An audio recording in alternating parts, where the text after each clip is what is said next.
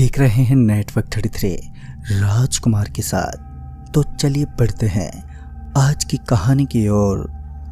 दोस्तों, दोपहर का वक्त हो चला था और अब मुझे ट्रेन पकड़कर गांव के लिए रवाना होना था। दरअसल मैं शहर में एक छोटी सी जॉब करता था, जिसकी वजह से हमारा घर परिवार अपना खर्चा चलाता था। रेलवे स्टेशन पर पहुंचने के बाद मुझे याद आया कि मेरी जेब में पैसे ही नहीं है और आते वक्त मैं तो प्रधान जी से पैसे लेने ही भूल गया था। प्रधान जी जो कि हमारे ऑफिस के एक मैनेजर थे। हमारे ऑफिस के अंदर प्रधान जी इकलौते ऐसे इंसान थे जिन्हें मैं काफ़ी पसंद करता था और मैं उन्हें हर बात बताता था और बदले में वो भी मुझे अपनी पर्सनल लाइफ से जुड़ी हर बात शेयर करते थे। और धीरे धीरे मैनेजर से अच्छी दोस्ती होने की वजह से अब मेरा प्रमोशन भी होने लगा। खैर उसी समय मैंने प्रधान जी को फ़ोन किया और उनसे पैसों की मांग करने लगा। प्रधान जी ने उसी दौरान मुझे रेलवे स्टेशन के करीब पड़ने वाले एक दुकान से कुछ चंद पैसे दिलवा दिए, जिस वजह से मैं आसानी से अपने गांव पहुंच सकता था। फिर सारा काम निपटाने के बाद मैंने अपना सामान से भरा बैग उठाया और स्टेशन की एक बेंच पर बैठ गया। करीब आधे घंटे के बाद ट्रेन के हॉर्न के साथ मेरे दिल की धड़कनें तेज होने लगी, क्योंकि आज तकरीबन 8 महीने के बाद मैं अपने गांव लौटने वाला था। मैं अपनी जन्मभूमि से काफ़ी लगाव रखता था, लेकिन अपने घर परिवार का खर्चा चलाना भी मेरे लिए अपनी ज़िंदगी की सबसे बड़ी जिम्मेदारी थी। ट्रेन के आते ही मैं अपना सारा सामान लेकर ट्रेन के सबसे लास्ट वाले बोगी में चढ़ा, क्योंकि ट्रेन पूरी खचाखच यात्रियों से भरी हुई थी। पैर रखने तक की कोई जगह नहीं थी। मैं अपनी किस्मत को कोसते हुए खुद में ही बड़बड़ाने लगा, क्योंकि आज मेरी किस्मत ने मेरा बिल्कुल भी साथ नहीं दिया। पहले तो मैं पैसा लाना ही भूल गया, जिस कारण मेरी एक ट्रेन निकल गई और अब जो ट्रेन मिली थी वह पूरी की पूरी यात्रियों से खचाखच भरी हुई थी, जिस कारण मुझे अपने आप पर ही अब गुस्सा आने लगा। लेकिन अब अपनी किस्मत को कोसने से भी कोई फायदा नहीं था। खचाखच भरी यात्रियों से ट्रेन की हालत काफ़ी गंभीर थी। मुझे ठीक से सांस तक नहीं आ रही थी। फिर मैं किसी तरह अपनी सीट तक पहुंचा और उस भीड़ के अंदर घुसता हुआ अपनी सीट पर बैठ गया। ट्रेन में घुसने वाले लोग इधर उधर हड़कंप मचा रहे थे। तकरीबन 1.5 घंटे तक ऐसे ही चलता रहा और फिर जब एक रेलवे स्टेशन आया तब लोगों की तादाद थोड़ी अचानक ही कम दिखने लगी। भूख के मारे अब मुझसे रहा नहीं गया और 10 मिनट जिस स्टेशन पर ट्रेन रुकने वाली थी मैं उस स्टेशन पर उतर गया और स्टेशन पर उतरकर मैं सबसे पहले राशन की एक दुकान पर पहुंचा, जहां मैंने बिस्किट के साथ साथ चिप्स का एक बड़ा वाला पैकेट खरीदा और काफ़ी सारी चीज़ों को एक साथ रख लिया, ताकि मैं इस लंबे सफ़र को आसानी से काट सकूं। फिर इस बार जब मैं अपनी ट्रेन में पहुंचा तो मैंने देखा कि लोगों की भीड़ बहुत कम हो चुकी थी। धीरे धीरे अब ट्रेन में कुछ गिने चुने यात्री बचे थे जिन्हें लंबा सफ़र तय करना था। और इसी बीच मुझे पता चला कि जिस बोगी में मैं सफ़र कर रहा हूँ उसके अंदर कोई भी ऐसा मनुष्य नहीं है जो कि मेरी तरह किसी लंबे सफ़र तक इस ट्रेन में समय काटेगा। मैं चिप्स खाते हुए अपने बगल में रखी हुई पेप्सी की बोतल उठाकर उसे पीने लगा और उसके बाद धीरे धीरे ट्रेन भी अब चलने लगी। खिड़की के अंदर से आने वाली ठंडी ठंडी और मज़ेदार हवाओं ने मेरे शरीर पर नींद का एक ऐसा झोंका छोड़ दिया, जिसकी वजह से अब मेरे चेहरे पर नींद छाने लगी। मुझे नींद तो बड़ी जोर की आ रही थी, लेकिन मैं किसी तरह जगा हुआ था। हालांकि मेरा सफ़र तकरीबन 12 घंटे का था और लगातार 12 घंटे तक सोना बड़ा ही मुश्किल काम होता है, या फिर यूँ कहें कि नामुमकिन होता है। फिर कुछ देर बीत जाने के बाद मेरी तमाम कोशिशें विफल हो गई और मेरी आँख लग गई। फिर मैं एक गहरी नींद का लुत्फ़ उठा रहा था, लेकिन तभी किसी ने कसकर मेरा हाथ पकड़ लिया। आहिस्ता आहिस्ता जब मैंने अपनी आंखें खोली तो मैंने देखा कि एक छोटी और मासूम सी बच्ची ने इस समय मेरा हाथ पकड़ रखा था और पूरी की पूरी बोगी अब खाली हो चुकी थी। मुझे समझ ही नहीं आ रहा था कि आखिर ये हो क्या रहा है, क्योंकि कुछ समय पहले तो सब कुछ एकदम सही चल रहा था। बोगी के अंदर लोगों की चहलकदमी भी मुझे दिखाई पड़ रही थी। वो बच्ची मेरा हाथ पकड़कर मुझे खींचती रही। फिर मैंने अपना हाथ छुड़ाया और उस बच्ची को कहा, बेटा आप इतनी रात भर इस ट्रेन में क्या कर रही हैं और आपके मम्मी पापा कहाँ पर हैं? पर मेरी इस बात पर उस बच्ची का कोई जवाब नहीं आया। फिर वो हंसते खेलते पता नहीं कहाँ गायब हो गए और वो दूसरी बोगी के दरवाजे की तरफ भाग निकले। मैं थोड़ा धैर्य दिखाकर बैठा रहा, लेकिन उसके बाद जो हुआ मैंने कभी उसकी कल्पना तक नहीं की थी। मेरी जिंदगी ने मुझे एक ऐसी चीज से रूबरू करवाया जिसके बारे में मैंने कभी सोचा तक नहीं था। जब मैं ट्रेन की बोगी के दरवाजे के पास पहुंचा तो मुझे खून के निशान दिखे। दरअसल ऐसा लग रहा था मानो किसी के कदम खून से सने हुए हों और वो इस बोगी के अंदर चित्र के रूप में छप गए हों। दूसरी तरफ वो अजीब सी बच्चे जिसके दौड़ने और खेलने की आवाज़ बार बार मेरे कानों तक पहुंच रहे थे। हालांकि मुझे इस चीज़ में कुछ भी ज़्यादा अजीब नहीं लगा और अभी भी मैं ट्रेन के दरवाजे के पास खड़ा था। तभी ट्रेन धीमी धीमी अपने हल्की रफ्तार में आने लगी।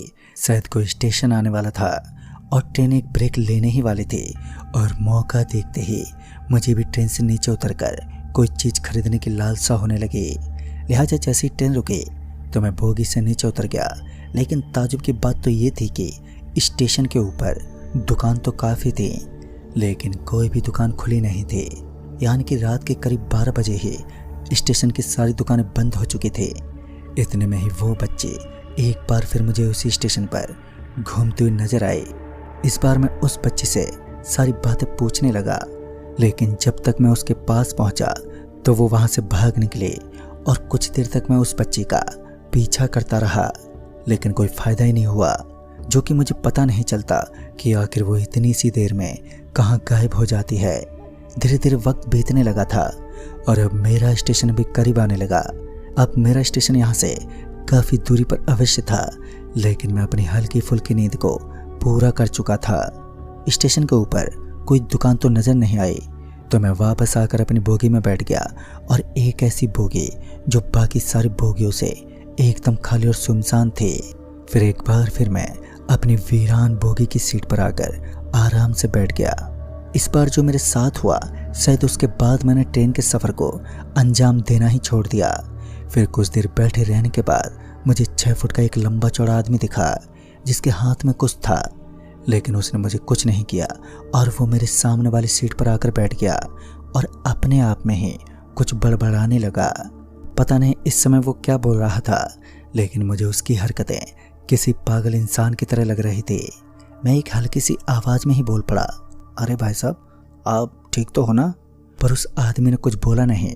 फिर पता नहीं मुझे क्या हुआ कि मेरा पेट जोर से दर्द करने लगा, जिस वजह से मैं जल्दी से बाथरूम में पहुंचा और फ्रेश होने की कोशिश करने लगा।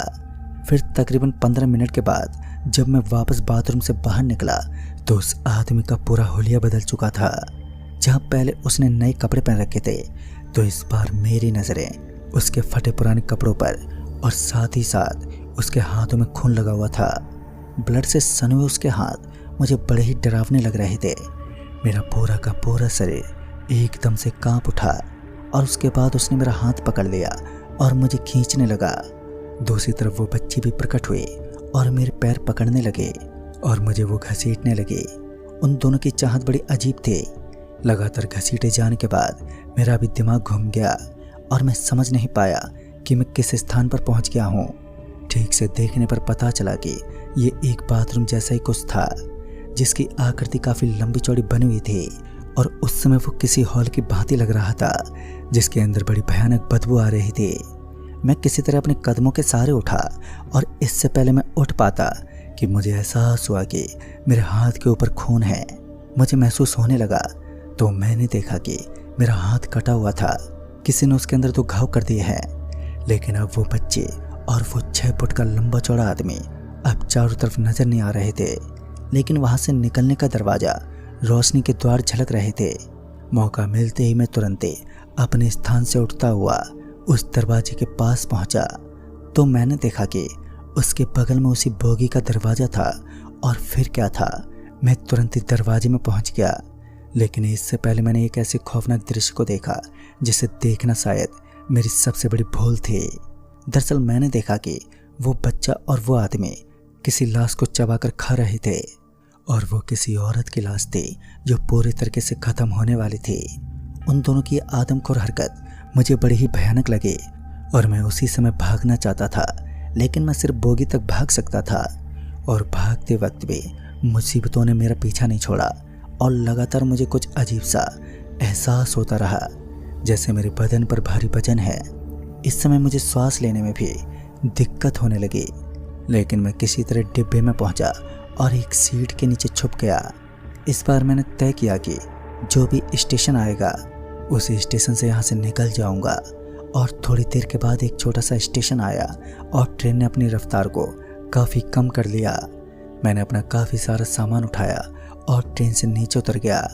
उसके बाद मैं आगे वाले कुछ बोगियों में लोगों की तलाश करने लगा, तो मुझे एक डिब्बे के अंदर काफ़ी सारे लोग बैठे दिखाई दिए।